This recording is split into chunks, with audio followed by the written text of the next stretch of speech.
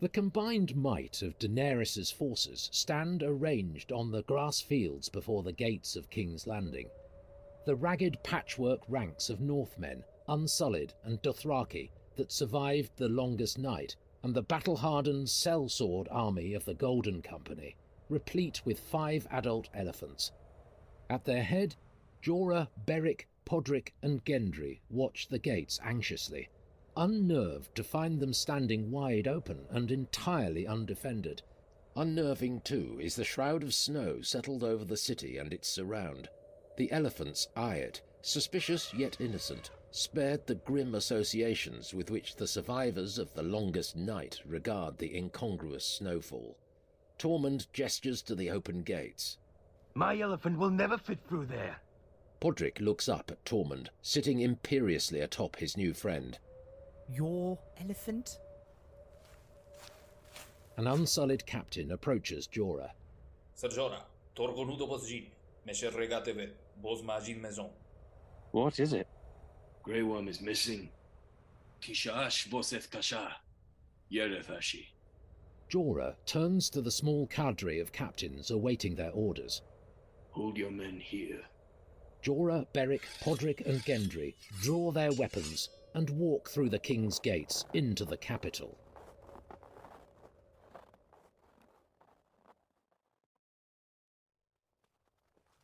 The streets of King's Landing look almost beautiful, their regular filth disguised beneath a layer of virginal white.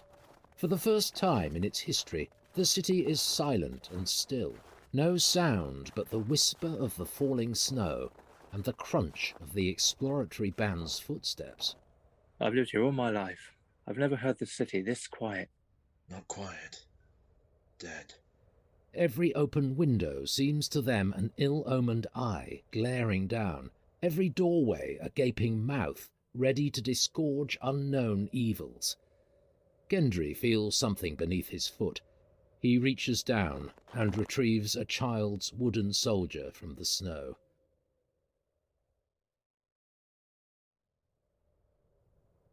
Jorah re-emerges through the gates and whistles at his captains, waving a beckoning arm.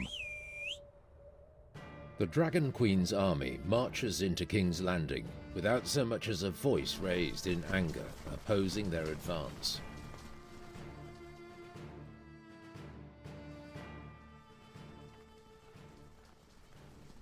Within the capital's walls, the army is forced to break into thirds. Jorah leads the Unsullied and Dothraki down the street to the left. Podrick takes the Golden Company to the right along River Row, and the Northmen follow Beric and Gendry straight on up the steep incline of Visenya's hill.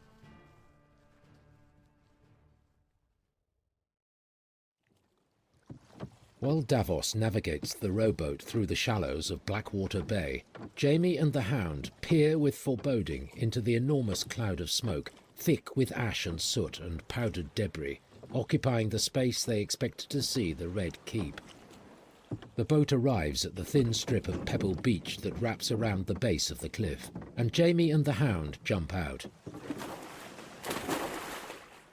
You don't need to wait.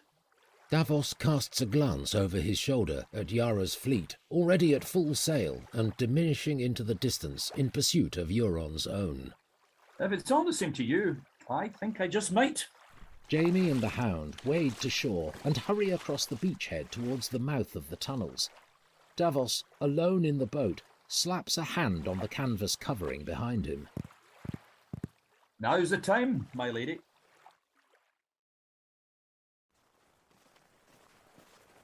Gendry and Beric lead the northern army along the deserted street, following its sloping progress up Visenya's hill.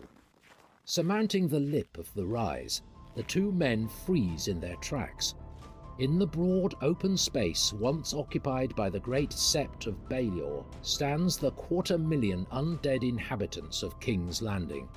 The wall of whites stares silently across the rubble as the body of the northern army stalls to a standstill behind Gendry and Beric. Each army regards the other.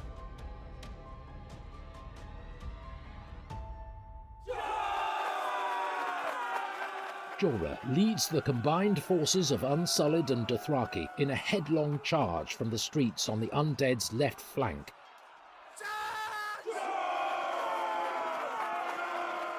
Podrick and the Golden Company attack from the right. Beric and Gendry charge the northern forces forward.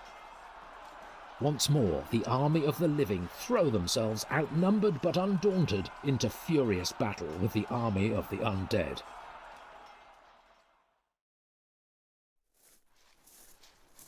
Jaime and the Hound draw their swords at the tunnel's entrance. A tabby cat streaks out of the darkness, surprising both men. They turn in time to see Arya effortlessly reach down and intercept the bolting cat. She scratches the protesting tabby's ears, then allows it to leap free and escape. What the fuck are you doing here? Same thing as both of you. Like fuck you are. I'll be the one killing my brother, not you. And I haven't decided for certain that I'm going to kill Cersei. You should probably try to keep up then. Arya draws needle and runs past them into the tunnels. The Hound and Jaime take her advice. Drogon glides low over King's Landing. Daenerys takes in the battle raging on the far side of the city. She raises her hand to shield her eyes against the driving snow that thwarts her efforts. The thick blanket of snow that covers the city serves to collapse dimensions, the white of the rooftops and the white of the streets indistinguishable. As Drogon's shadow passes overhead, the blanket below twitches, then tears, as Viserion shakes off his cloak of snow and takes flight. Daenerys banks Drogon sharply right, just as Viserion has his talons bared to the bigger dragon's belly. Without needing instruction, Drogon unleashes a sustained blast of fire that scorches the passing Viserion.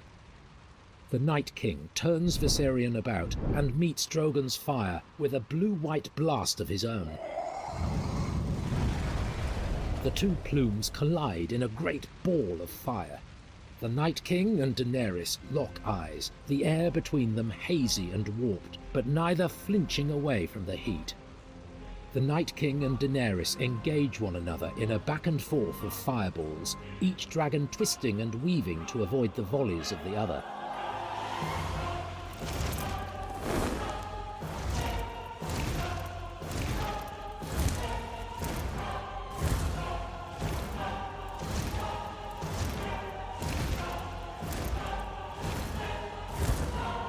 Their errant blasts collide with the snow-covered shapes of the city below, the path of the dragon's destruction traced in rubble through the architecture of King's Landing.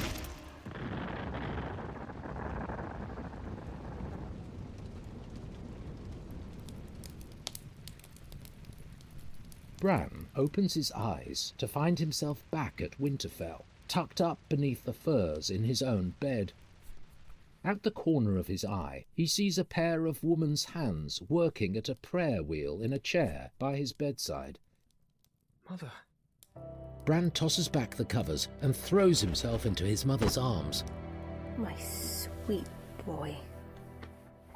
Catelyn Stark looks exactly as she did the last time Bran saw her, the day he fell from the broken tower. She holds a hand to her son's cheek, wipes away the tears beginning to fall. Come. There's more you need to see.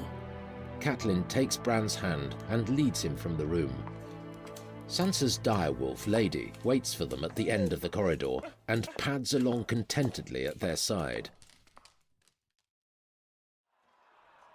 The combined forces of Daenerys' army are beginning to flag. Whatever advantage their three-pronged attack first afforded them has promptly dissipated beneath the sheer weight of the enemy's numbers. Cutting down a pair of whites, Beric buys himself half a second to take in the battle's bigger picture. The army of the living is slowly being devoured by the undead, the constant press of bodies closing ever tighter around a hardened core of Unsullied, Dothraki and Northmen. As Beric watches on, an entire division of the Golden Company decides seemingly as one that the battle is beyond them and attempts to flee the fight. But there's nowhere to run. The undead chase them down, the sellsword's final screams smothered beneath the writhing, undulating mass of teeth and nails and steel. Tormund sits atop his elephant outside the city gates. Tormund hears the sound of battle ringing out from within the walls. Tormund looks at his fellow elephant riders and shakes his head in resignation. Tormund sighs heavily.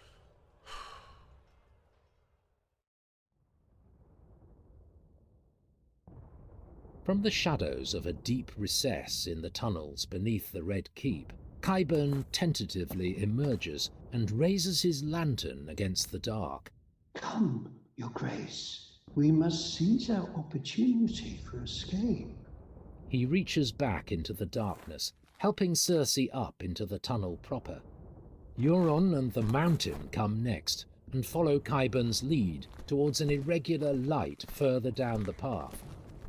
Rounding a corner, they enter a wide, high-ceilinged cavern with 3 branching tunnels, a pair of torches burning in sconces on either side of each opening. Clearly a storage space of some kind, the cavern is stocked with dozens of wooden crates, earthenware jugs, and folded canvas piled against the rough-hewn walls. Which way to the harbour? Qyburn hesitates, but before he can make a decision, both he and Euron realise Cersei has fallen behind, the Mountain sticking close to his charge. We can't leave. I won't allow anybody to just walk into my city and take it from me. Not Daenerys Targaryen, not the Night King, nobody. He didn't walk in, my sweet. He flew in, on a big fucking dragon. Fuck King's Landing, fuck Westeros. There's a great big world out there, and I have 100 ships to take us there. It can't all have been for nothing. It cost me so much to get here. I refuse to let it all be for nothing. We're leaving. No. Yes. No. I'll die before I surrender what's mine. Not with my son in your belly, you won't. Oh, there's no baby, you bloody fool. Euron reels back as though struck. You lied to me. She does that. Jaime stands at the mouth of the centre tunnel. But I'm somehow still surprised every time. Jaime, It's not true. The baby, it's your baby. I didn't lie to you, I swear it. What do you say, Kingslayer? How about we cut her open and find out for ourselves? Euron grabs Cersei and holds his sword against her stomach. Move aside, and I'll let you keep what's left when I'm done. I'm not sure you'll like what you find at the end of this tunnel. Maybe try that one instead. Jaime waves his sword towards the tunnel on his right. Arya steps out of the shadows, needle drawn, blocking the way. On second thought, maybe give that one a try. Jaime waves his sword to the tunnel on his left. The Hound steps out of the shadows, sword drawn, blocking the way. A lame old dog, a man with one hand, or a short-assed little boy. Decisions. Euron throws Cersei to the ground and shifts the point of his sword to each of the 3 in turn. Eeny, meeny, miny. The Mountain swings his broadsword in a 2-handed downward stroke and cleaves Euron almost in half. The sudden spurt of blood paints the rock ceiling red, the viscous fluid dripping back down like a fine summer shower. The Mountain pulls his sword out of the gore, then helps Cersei to her feet with something approximating delicacy. He brushes the dirt from her dress, as though in apology for failing to protect Cersei from Euron's violence sooner. Jaime, Arya, and the Hound square off against Cersei, Qyburn, and the Mountain. Cersei stares at Jaime, seems to soften for a moment at the sight of him, but only for a moment. Sir Gregor, kill anyone that tries to follow. Cersei turns and disappears back the way she came, Qyburn scurrying close behind. The Mountain looms large, blocking the tunnel. The Hound steps forward. Hello, big brother. The Hound roars with rage and hurls himself at the Mountain, and the 2 crash into the rocky wall, jockeying for leverage. Jaime and Arya look at one another. You have until I'm done with this one. Then I'm coming for her. Jaime nods and chases after Cersei. Arya watches him go, then turns and joins the Hound's fight against the mountain. The snow falling on the battle between the living and the undead is painted red before it even touches down. So heavy and thick is the bloody mist that shrouds the scene. There's too many of them! Keep fighting, lad. The day is not lost yet.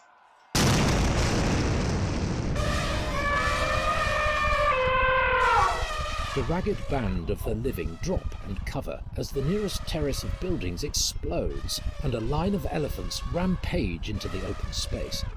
Tormund waves to his friends from atop his elephant's back, crushing wights underfoot. The elephants stomp and tromp and swing their tusks, squashing and scattering the Night King's new army in every and all directions.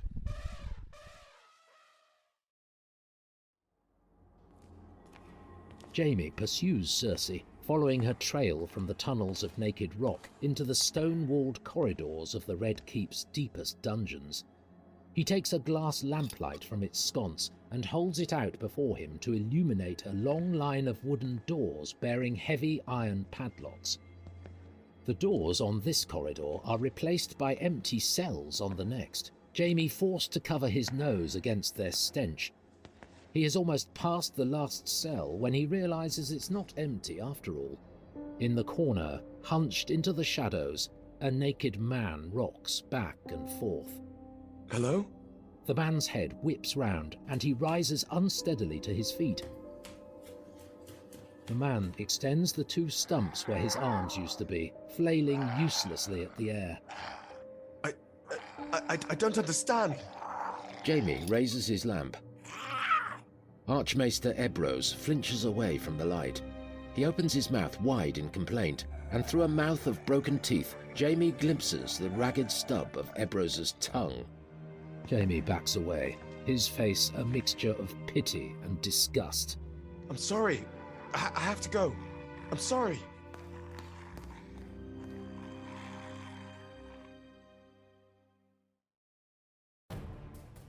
Arya and the Hound circle the mountain. With the mountain's attention on the Hound, Arya rolls forward, slices at his heels with her blade, and leaps away beyond his reach.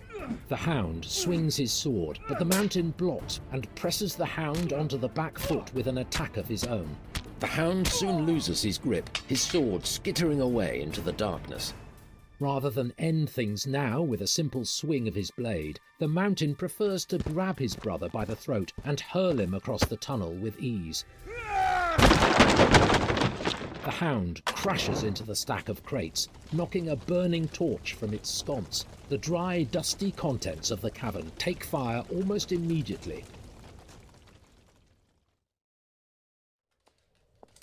Bran cannot tear his eyes away from Catelyn, scared she'll somehow disappear if he should turn away, even for a second. I've missed you so much. Catelyn smiles, but doesn't stop. Walking Winterfell's battlements, she brings them to a stop before the south-facing parapet. Catelyn points ahead of her, and Bran finally averts his gaze to take in the view. His smile immediately withers. Before him lies the hellscape that once was Westeros. The fields are made of fire and ash, the clouds like burning coals against a blood-red sky. The rivers run dry and barren as deserts, their beds stacked 10 feet deep with bones burned dark as pitch. A range of barren black mountains stand sheer against the horizon's crimson curtain. Bran feels the same sense of oppressive, overpowering dread he felt looking out over the long night's snow-buried vale. The flames have devoured this world, snow and ice the last. Two wastelands bound by death. Melisandre makes her slow return to Jon. I wished I could give you the same time I had, Jon Snow. She reaches out a bony hand to touch his face. But time is a luxury we do not have. Jon recoils, but Melisandre leaves her hand out as though encouraging a wary wild animal. Cautiously, Jon acquiesces. As soon as her skin touches his, Jon's eyes double in size. A succession of scenes flicker through his mind's eye. The sky at night, snow falling, the spiral of horses' heads shown to Jon by Mance Rayder at the Fist of the First Men. The spiral begins to spin, resolves itself into the three-headed dragon of House Targaryen. Black and gold banners crackling against the wind, snow all around. The severed limbs of wildlings discovered by Will, the Night's Watch deserter. Their strange arrangement slowly fading into a view of Drogon flying directly overhead, wings at full extension. Waves crashing against the grey-black shore. Jon and Daenerys in the caves beneath Dragonstone. The cave paintings left by the First Men, the spirals spinning once more into the three arching dragon heads of House Targaryen. Black and gold banners cracking against the wind, the three dragons suddenly real and breathing fire. Jon hurls himself to the ground to avoid the dragon's flames. He tastes the bitter ash that fills his mouth and realizes the ground beneath him does not belong to the Red Keep's throne room. Jon finds himself on a mountain peak, looking out across a burned-over land towards the distant silhouette of Winterfell, crouched on the horizon. A dozen dragons descend in formation from the blood-red sky. Drogon flies at the formation's point, leading the others through a series of synchronized maneuvers in and out and over and through the great columns of ash that rise from 1,000 different fires. Jon takes in the nightmare, feels it searing into his memory like a white-hot brand. Melisandre appears at Jon's shoulder. Just as ice once reigned over this world before fire was made flesh, so fire will one day consume it after ice has burned away. Clutching the hot stone of Winterfell's parapet, Bran tracks Drogon and his spawn across the sky. This is the future. The future the Night King has been fighting to prevent. A future the Free-Eyed Raven could help bring about. In all the world, only he possesses the abilities to match the Night King's own. And as long as you were an ally of the Queen, you were an enemy of the King. Bran's hands move unconsciously to rest protectively over his stomach at the memory of the Night King running him through. It's time you left this place. Bran rushes to Catelyn and wraps his arms around her. Please, Mother, I don't want to leave you. Catelyn strokes his hair, calming him as though he were a child in her lap again. Peace, Brandon. This time you don't go alone. Melisandre removes her hand from Jon's head, and his consciousness comes crashing back into the here and now. Melisandre produces a knife from the folds of her cloak and cuts his hands free of their binding. Jon slowly pushes himself to his knees and takes a long moment considering the world around him, as though seeing it all for the very first time. This can't be real. Not yet, no. But it will be soon, without your intervention. 1,000,000 choices and one brought us here, but now they all converge in you, Jon Snow. Only you can send us down a different path. Only you can steer us to salvation. Unless you deliver us in this moment, the Dragon Queen will doom us all in the next. Melisandre straightens up, studies her blade and the unfamiliar reflection she finds staring back at her there. After Stannis, I was more guarded with my belief, afraid to repeat my mistakes.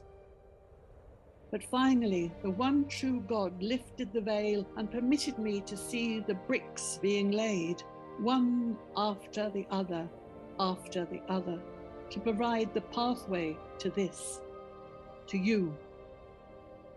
I understand now what I first suspected that night at Castle Black. and my belief is absolute once more. You are the prince that was promised, Jon Snow. You are Azor Ahai, reborn.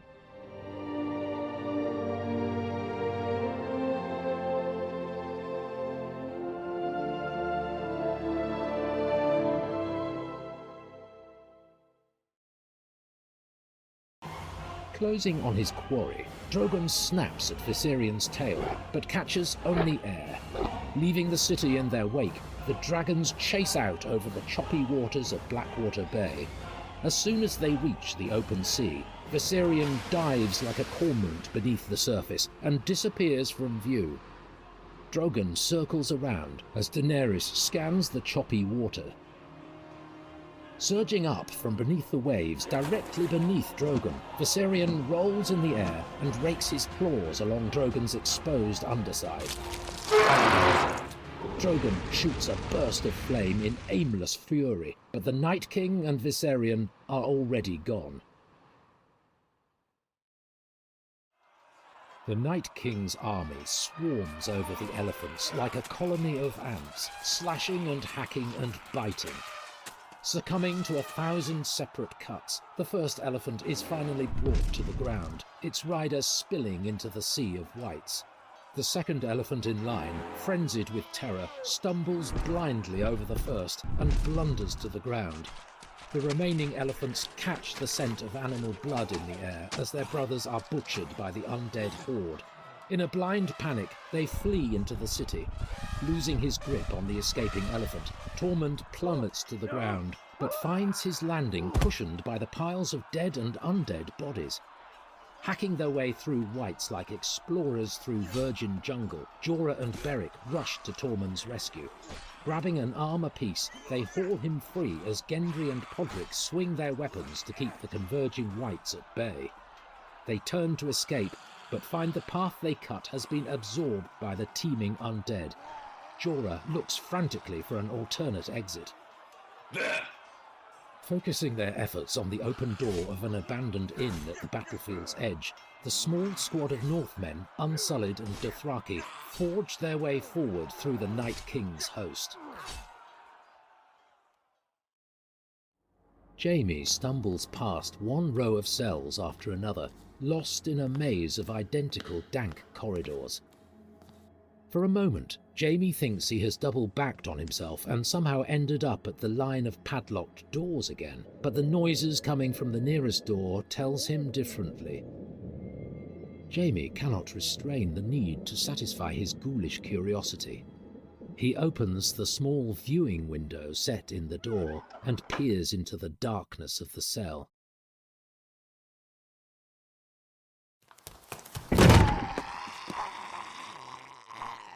Jaime throws himself backwards in fright as Septa Unella rushes at the door, snarling and biting at the air. Jaime's lamplight reflects back at him in the dead blue eyes of the white, the Septa's malevolent glare tracking Jaime as he backs away down the corridor.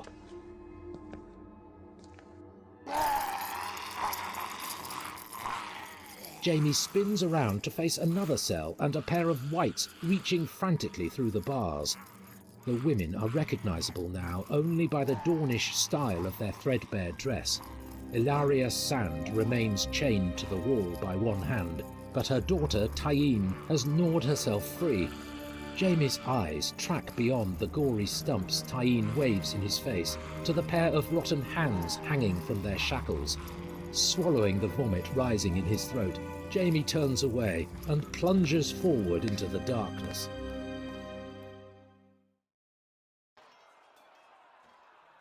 Tormund and Gendry lead the forward press as the last men standing fight their way through the undead towards the open door of the inn. Their salvation grows slowly, agonizingly closer, but their numbers shrink rapidly, terminally smaller. For every foot of ground they gain, another layer of their perimeter is stripped away, the undead peeling off men as easily as paring a piece of fruit. The Mountain swings his broadsword wildly. Arya ducks and weaves and avoids his strokes with ease, but quickly finds herself boxed in between the Mountain and the rising wall of fire. Arya, move! Arya just has time to dive out of the way as the Hound tackles the mountain. The rock gives way beneath their weight, and they land on a narrow promontory in the cliff face. The mountain's helmet flies loose and careens over the edge. The Hound hauls himself painfully to his feet and looks into the bloated and rotting face of his brother. Look at the state of you. I never thought I'd be the good-looking brother. Sandor, get down! Looking to repeat their trick from the longest night, Arya sprints from the darkness of the tunnel and uses the crouched Hound to launch herself at the kneeling mountain. The mountain effortlessly plucks Arya from the air. She drops Needle and claws in panic at the mountain's hands as they squeeze closed around her neck. Arya reaches down and snatches her dagger from her belt and stabs furiously at the mountain's neck, but to absolutely no effect. With a dismissive toss, the mountain throws Arya over the edge of the promontory. Arya! Somehow, some way, the inn is almost within reach. Tormund, Podrick and Gendry clear their path with swords and hammer, but for every wight they dispatch, 2 more fill the breach. The undead press in on all sides, wight clambering over wight in their frenzy to get at the living. The final fringe of Unsullied is peeled off, and Beric and Jorah are left to form a rear guard alone. They hack away at bone and steel and flesh, only ever a single stumble or clutching claw away from being cut off from the dogged drive towards the inn. Finally, the vanguard of Tormund, Podrick and Gendry arrive at the threshold. They put their backs to the wall and do what they can to keep the doorway clear for the others, but the ingress of survivors quickly slows. Too many bodies pushing through too narrow a passage has created a logjam in the entrance. The undead crowd in, picking off stragglers 10 at a time. Beric and Jorah abandon the futile fight to maintain a rear defence and join the riot of bodies scrabbling for the door. Tormund, Podrick and Gendry fall back into the inn. They toss their weapons aside and plunge their arms into the writhing mass at the door, grabbing hold of Beric's and Jorah's outstretched arms and hauling them free of the undead thicket. Beric tries to pull the door shut behind them, but a dozen undead hands have taken their hold and resist Beric's efforts. He strains every muscle to pull the door closed, but already the frame is filling up with wights. With one glance, Jorah surmises the situation. With the second, he makes his intentions plain to Beric. Time slows to a crawl as a sad and solemn understanding passes between the 2 old warriors. Jorah rushes into the breach. Bracing himself against the doorframe, he presents his back to the undead, using his body to block their advance. He grits his teeth in defiance. He feels his arms begin to bend. He feels his legs about to buckle. He feels the tide at his back about to drown him. Don't do it, Mormont! It's all right, Beric. At least I'll do this one last thing with honor. Before Beric can protest any further, Jorah throws himself up and back, plants his feet on the edge of the open door, and pistons himself backwards into the press of undead bodies. The door slams closed into its frame. Beric holds his hand against the wood and mouths a silent vow of gratitude to the Lord of Light and another to Sir Jorah Mormont. Bran follows his mother through the trees of Winterfell's Godswood. Stepping out into the clearing by the pond, Bran stops stone still. He opens his mouth to speak, but words fail him. He lets go of his mother's hand and walks towards the weirwood. At its base, cleaning his great broadsword, sits Ned Stark. Father. Hello, Bran.